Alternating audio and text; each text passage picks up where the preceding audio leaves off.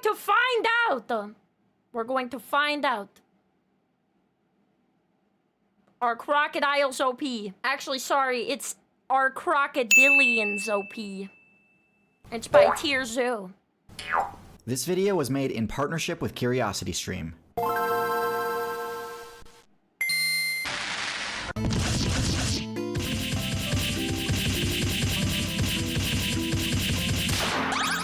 Oof. Is he alright? There are several factors you can look at to determine where a build belongs on the tier list. Do they have any uniquely overpowered abilities? Are they responsible for major declines in the player bases of other factions? Do they have good matchups against other top tiers? These are all important, but another good indicator is how long a build's core strategies and stats have stood the test of time. If a build has managed to succeed across multiple balance patches and new game expansions, crocodiles are pretty much dinosaurs. That's a great indication that it dominates a highly stable niche in the meta. For example, dragonflies have been one of the top builds patrolling the airspace above swamps and lakes since the Carboniferous expansion. You know? By the same token, sharks have been the dominant marine force since before the terrestrial servers were even added to the game. And while not quite as old as either of these factions, Crocodilians have also had a dominant hold on the same niche since even before the dinosaurs, having survived several of the harshest updates the game has ever seen. RIP. Despite this, I don't think any players an entire player base wipe. Sheesh. All that surprised at the Crocodilians' extensive domination record. I mean, this is a build which combines downright busted stats with arguably the most effective strategy in the game, resource camping. So today I'm going to break down all of the important features of the Crocodilian build and the strategies that they use to win games. Every build has its strengths and weaknesses, so my goal with this video is that it'll be useful as a guide for Croc players trying to optimize their gameplay, but also for other players that need help countering the Crocodilians' infamous strategies. This video is meant to apply to both crocodiles and alligators, because even though there are a few subtle differences between the builds, overall their game plan is very similar. True. Alright, so first, the Croc's biggest strengths. First and foremost is their bite attack. The Croc's bite is the strongest in the game, able to one-shot most low to mid HP targets, and deal serious damage even to the bulkiest players. Yeah. One important thing to note is that this bite deals crush-type damage, making it one of the few attacks in the game powerful enough to overwhelm most defenses. Even the high-level armor-seeing builds like the Turtle and Armadillo aren't enough to stop it. But as powerful and damaging as the Croc's bite is, the Floridian fat fuck. Sorry, the Floridian flat fuck is very OP. Players actually aren't optimized for direct damage. In fact, most tank builds can recover from a single bite without much consequence. The Crocodilian's strategy revolves around being able to bring down large targets, usually ones that have a high enough base HP to survive several powerful attacks. That's why, despite having the strongest bite force in the game, in terms of pure DPS, a Croc's bite is surpassed by sharks due to their serrated. Oof. Actually, I've never thought of that. I've never seen or like thought about if a crocodile ran into a shark. I guess that's because I imagine crocodiles to kind of be near the shore or like not in the same, like not in the ocean usually. Blade-like teeth. While a croc definitely could spec into this type of tooth, lake water or for something. The relevant matchups, the crocodile's curved conical teeth are more useful. These teeth make the crocodile's grapple much more difficult to break out of, and this is where the crocodile's ability to take down tank builds really shines through, as their infamous grapple combo, the death roll, is one of the most powerful attacks in— They are so fast! Like, that's the other thing. Like, my man is on the ground like a rug, and somehow, like, yeets himself, like, completely For the relevant matchups, the crocodile's curved conical teeth are more useful. They are so fast! These teeth make the crocodile's grapple much more difficult to break out of, and this is where the crocodile's ability to take down tank builds really shines through, as their infamous grapple combo, the death roll, is one of the most powerful attacks in the game, and can tear through the HP of even the bulkiest players. Let's continue with the Croc's other strong points. The most important ones are going to be the two abilities they use to maximize their effectiveness in the water, for both stealth and mobility. First, their rudder-like tail grants them a massive speed boost while swimming. Oh my god, look at him!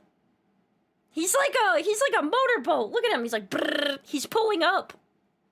This is what shifts many a matchup in their favor when in combat. He's so fast!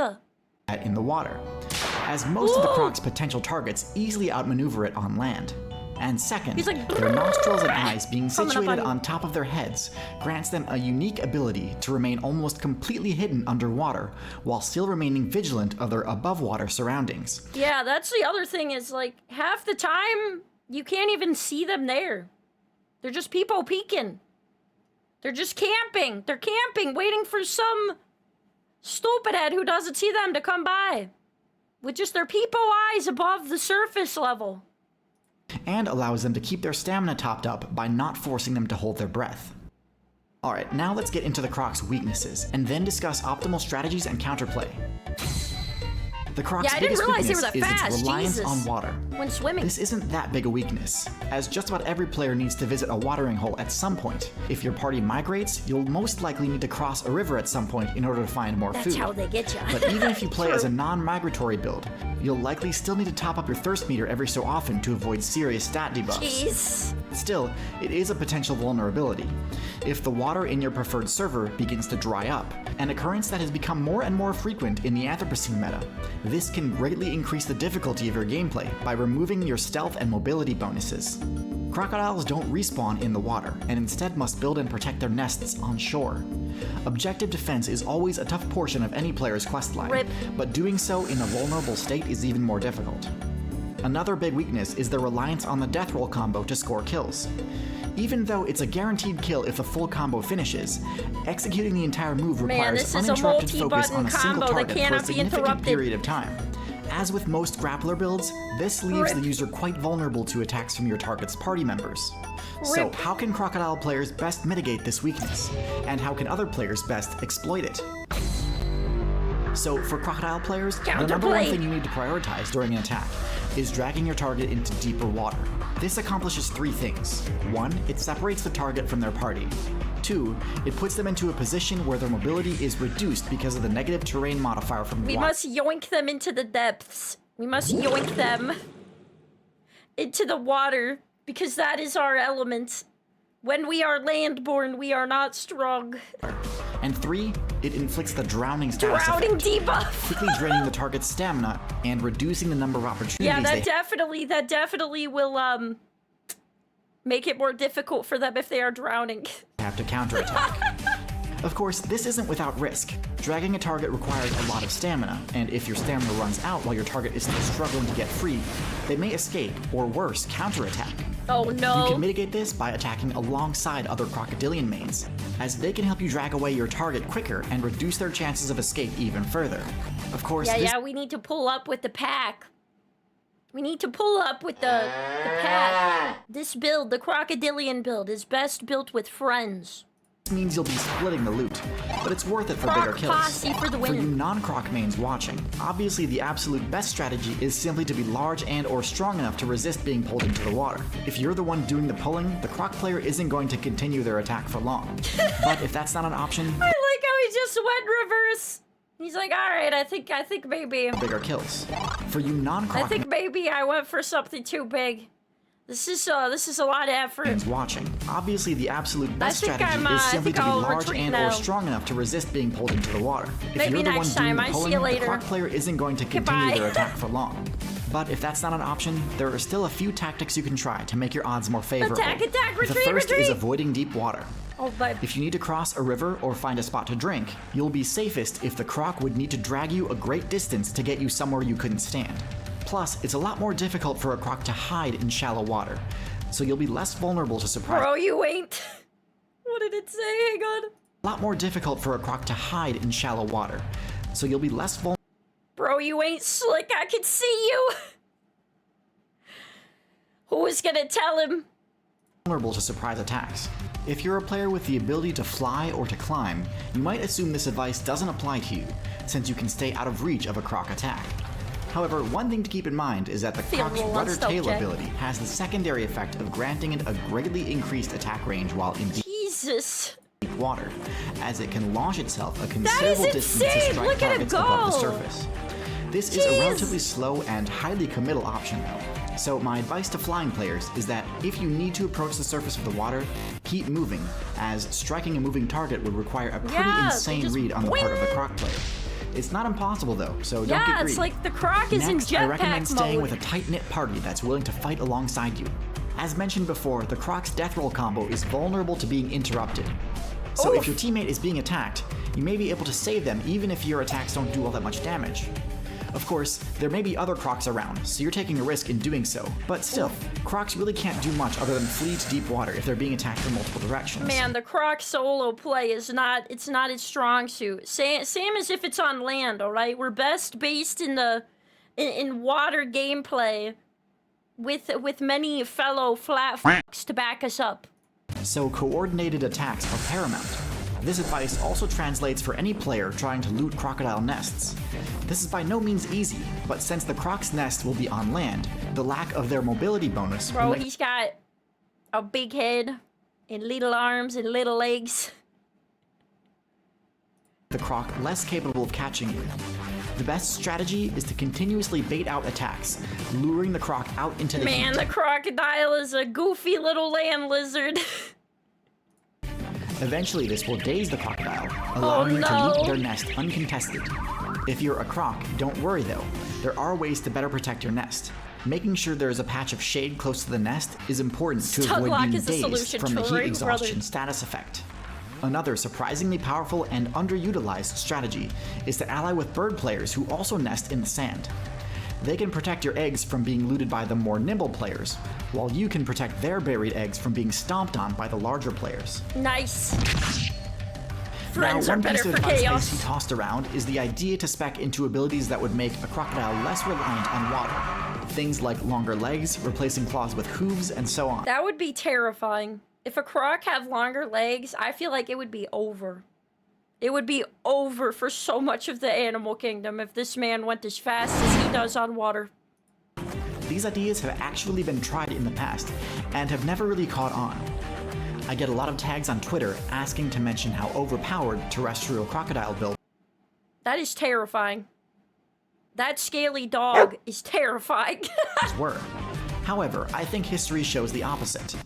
The two main times terrestrial croc builds have surfaced have been during the most chaotic, underdeveloped metas. First, during the Triassic, aka the expansion that followed the most heavy-handed series of nerfs and bans the game had ever seen. And the Paleogene, the expansion that followed the mass ban that removed dinosaurs and pterosaurs from the game. Both of these instances were at a time where the previous top-tier Predator build had been banned, and every faction was taking a shot at trying to control that niche. In the Triassic, builds like Postosuchus were great at terrorizing the Synapsid player base. The top-tier Synapsid, Lystrosaurus, was dominating the meta, so having a good matchup against them meant a free top-tier spot. However, these terrestrial proto-crocodilians quickly lost their top-tier status as the more mobile dinosaurs started competing. And in the Paleogene, almost the exact same thing happened. Galloping crocodilians dominated the early meta. I don't know how they came out of this alive whenever a bunch of the other dinosaurs around that time had longer legs. Once the mammal player base started competing for the top-tier predator spot, once again, the croc player base couldn't keep up and was forced back into the traditional aquatic ambush role. So yeah, scaly sorry water Cheetah weasel fans, with the big you can try teeth again after the next seem major like balance the patch. best But for friend. now, there's no shame in sticking to the tried and true game plan Crocs have perfected over the past several balance patches. They're undoubtedly a top-tier predator, and I can't see their placement on the tier list changing anytime soon. Hopefully this video did a good enough job covering the Crocodilians' optimal strategy and counterplay. The fact that I'm pretty sure that the only animal that does the death roll strat should tell you that they're a very strong animal. I don't think any other animal has done that. Featured in this video is from a documentary called Caring Killers, a film which explores the Nile crocodile build's hunting prowess, but also focuses on showing off the dedication and intelligence demanded from crocodile mains as they guard their respawn points and help new croc players get started. Thank God for the oxygen path that nerfed the big insects. Oh my God, that would have been horrible.